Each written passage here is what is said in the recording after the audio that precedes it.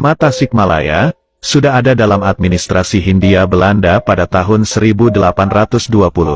Kala itu, nama tersebut digunakan distrik Tasikmalaya Cicariang dengan wilayah sepanjang 37 pal atau sekitar 56.000 meter persegi. Diperkirakan nama Tasikmalaya pertama kali digunakan sekitar tahun 1816 sampai tahun 1820. Dikutip dari buku Asal-usul Kota-kota di Indonesia Tempo dulu yang ditulis Zainuddin HM. Di masa lampau, di wilayah Tasikmalaya ada sebuah kerajaan yang bernama Kerajaan Galunggung. Kerajaan tersebut berdiri pada 13 Badrapa, 1033 Saka atau tanggal 21 Agustus tahun 1111. Penguasa pertama dari kerajaan ini adalah Batari Hyang. Kala itu ada ajaran yang dikenal dengan Sang Hyang Siksa Kandang Karesian. Ajaran tersebut menjadi ajaran resmi di masa Prabu Siliwangi yang bertahta di Pakuan. Kerajaan Galunggung bertahan hingga 6 kali pergantian raja, yang semuanya masih keturunan Batari Hyang. Pada masa itu, Tasikmalaya bernama Sukapura yang berada di bawah kekuasaan Sultan Agung dari Kerajaan Mataram. Ada dua versi terkait asal-usul nama Tasikmalaya. Versi pertama, Tasikmalaya berasal dari dua kata bahasa Sunda, yakni kesik yang berarti pasir dan ngalayah yang berarti bertebaran. Sehingga secara garis besar, Tasikmalaya berarti pasir yang bertebaran. Versi ini terkait letusan Gunung Galunggung pada tahun 1822 yang berpengaruh besar pada Kabupaten Sukapura. Saat letusan terjadi, banyak pasir yang menyelimuti Sukapura, sehingga daerah tersebut disebut Kesik Ngalayah yang kemudian dikenal dengan nama Tasikmalaya. Versi kedua, menyebutkan Tasikmalaya berasal dari dua kata, yakni, Tasik dan Malaya. Tasik berarti laut, telaga, atau air yang menggenangi wilayah, sedangkan Malaya berarti jajaran gunung-gunung, sehingga Tasikmalaya dapat dimaknai dengan gunung yang banyak, laksana air laut. Disebutkan letusan gunung menyebabkan terbentuknya jurang-jurang yang terjal dan membentuk sebuah formasi sepatu kuda ke arah timur Gunung Galunggung. Konon ada 3.647 bukit-bukit kecil di kawasan tersebut yang memperkuat ciri khas geografis Tasikmalaya. Sayangnya bukit-bukit kecil tersebut sudah tak ada lagi karena pembangunan, yang tertinggal hanyalah nama bukit di tengah kota Tasikmalaya. Dari cerita tersebut, banyak orang yang berpendapat jika nama Tasikmalaya ada setelah Gunung Galunggung meletus. Hal tersebut diperkuat dengan laporan Residen Priangan di tahun 1816 yang tidak menyebut nama Tasikmalaya sebagai sebuah distrik. Sementara itu, setelah masa Kerajaan Galunggung, ada periode kepemimpinan Sukakerta, cikal bakal Sukapura yang menjadi Tasikmalaya. Sukakerta berpusat di daerah yang bernama Salopa sekarang, yakni daerah yang merdeka dari pengaruh kekuasaan manapun. Sukakerta merupakan salah satu daerah bawahan dari Kerajaan Sunda Pajajaran yang berpusat di Pakuan. Penguasa pertama Sukakerta adalah Sri Gading Antek. Masa hidup Sri Gading Antek diperkirakan sejaman dengan Prabu Siliwangi atau Sri Baduga Maharaja, yaitu sekitar akhir abad ke-15 sampai awal abad ke-16.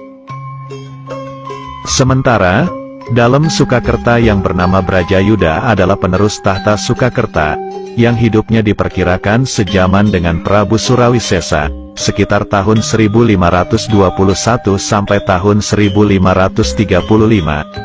Sebagai penerus tahta kerajaan Pajajaran sepeninggal Prabu Siliwangi, pembentukan Kabupaten Tasikmalaya pada perkembangannya tidak terlepas dari piagam Sultan Agung Mataram. Piagam itu terbit dari tersingkirnya Wedana Priangan, yaitu Pangeran Dipati Rangga Gede oleh Mataram.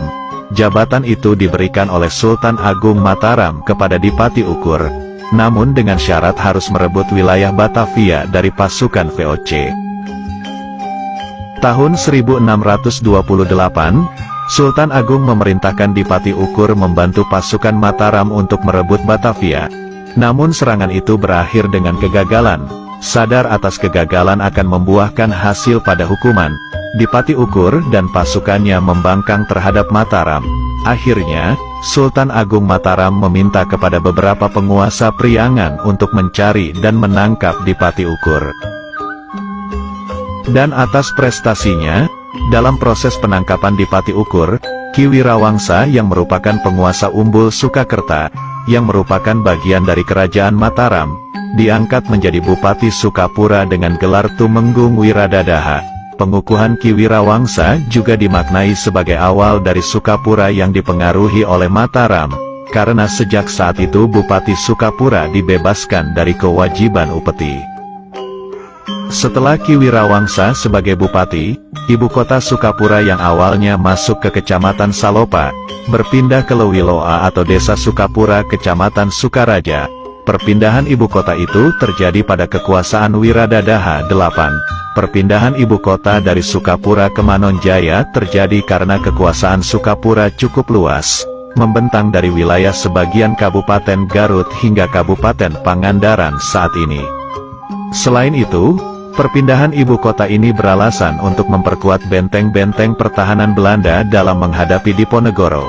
Alasan lain adalah sedang giatnya pembangunan jalan pos dan jalan kereta api menuju Tasikmalaya, di samping banyaknya orang Belanda yang membuka lahan perkebunan karet dan teh di Tasikmalaya Selatan.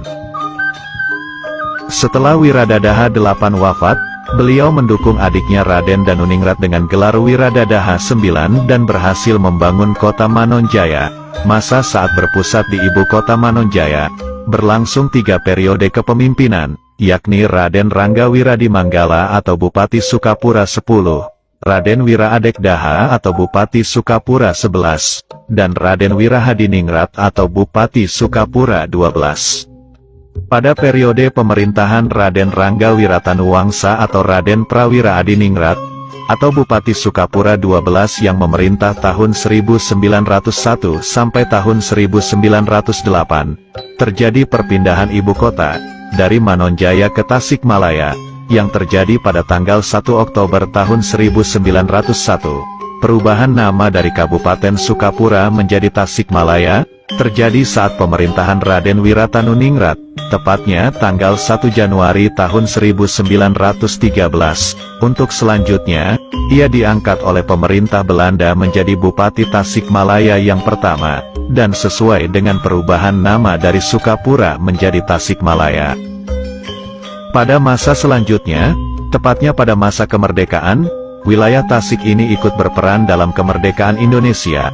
Dengan wilayahnya yang memang memiliki banyak pesantren, masyarakatnya dikenal memiliki jiwa agamis yang lebih kuat dibandingkan dengan daerah lainnya di wilayah Priangan. Bahkan banyak perlawanan yang dilakukan ketika masa perjuangan kemerdekaan di Indonesia menggunakan slogan jihad fisabilillah. Kemudian Kabupaten Tasik meningkat statusnya menjadi kota administratif tahun 1976. Pada waktu Abu Nyamin menjabat sebagai Bupati Tasikmalaya, dan kemudian menjadi pemerintahan kota yang mandiri pada masa pemerintahan Kabupaten Tasikmalaya dipimpin oleh bupatinya saat itu Haji Suljana. Jadi ringkasnya, kota ini dahulu adalah sebuah kabupaten, namun seiring dengan perkembangan, maka terbentuklah 2 buah bentuk pemerintahan, yaitu pemerintahan Kabupaten Tasikmalaya, dan pemerintahan Kota Tasikmalaya.